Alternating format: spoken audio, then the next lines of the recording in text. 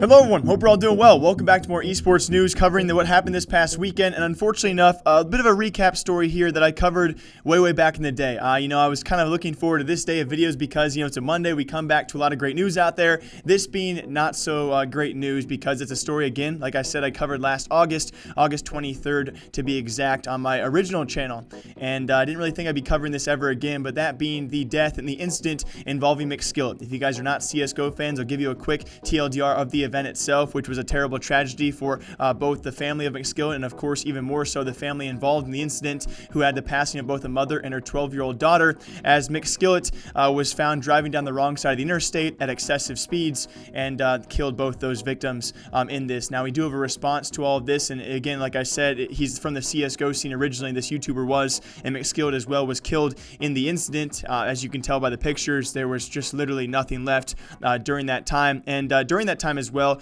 it was just a massive time for the CSGO scene, the community as a whole, who somewhat came together, but also had a mixed response about the entire incident, right? Obviously, someone who had had a lot of issues, right? A lot of problems, and the way that he chose to go out was in no way humane, in no way right. And now, evidently, nearly a year later, we do have a follow-up story for all of you guys, as McSkillet's estate is now being sued, along with the city and county of San Diego. And we're going to probably have a bit of a controversial statement about this. I would say that people are still debating, but it's not all too uncommon to see these kind of things happen, especially when family members are taken away by a separate family.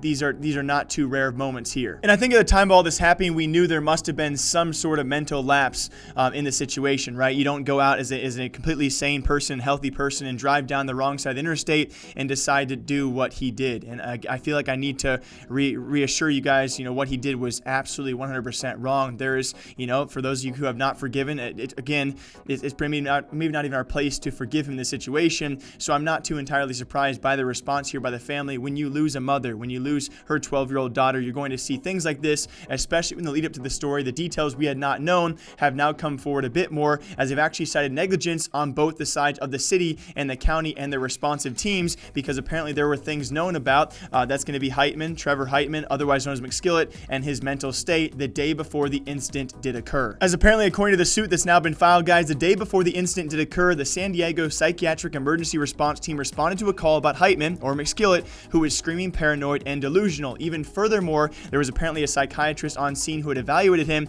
and found him to be a danger to himself and others, and must be detained on a California Welfare and Institutions 5150 hold. But then the police supposedly later left his home without exercising that right to do so. So they were told to detain him immediately. He was a danger to himself amongst others, and within 24 hours, the incident did occur later on. So a responsive team did evaluate him and said he was delusional, he was paranoid, he was screaming. A psychiatrist further did state that you need to detain this guy because he is a danger to himself amongst others. The police did not exercise their right to do so. They did not detain him, obviously, and the next day we actually have multiple deaths on our hands because of the incident, and so that's why they're citing negligence in this lawsuit towards the city and as well as the county, along with that police department being involved, the response teams being involved, who did not detain Trevor beforehand, and which supposedly could have led to the events which did occur. And it's still just an incredibly tough situation to talk about. If you guys have been a fan of the channel or my old channel for a long, I take these things very emotionally, even though I can't imagine for the life of me what both these families are going through. There is certainly the side of things of how can this be, because they are suing McSkillet's estate, so that's going to be all of his belongings and assets, not his family, although yes, of course, transitionally they will be hurt by this, as many of you guys are probably aware. But with that being said, in all fairness to the family who lost a mother and a child along with her, there's a lot of burden, of course, taken on their side, a lot of things lost on their sides as well, and these are the repercussions that are going to be paid likely for that.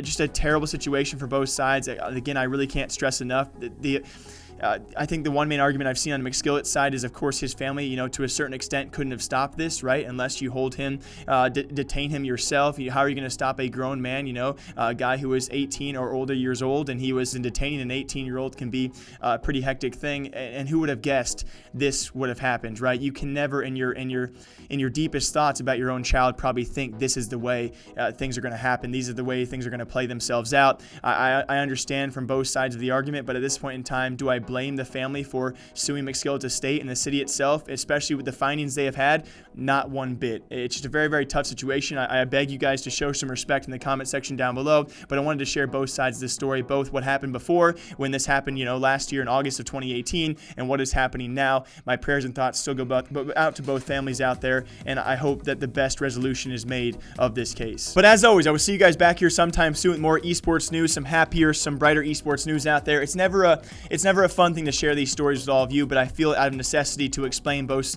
the situation that happened before and the events leading up to it, and of course the follow-up as of now. And so I will see you guys back here soon. Again, much happier news coming soon. I hope you guys all enjoy, and until next time, take care. I'll see you soon.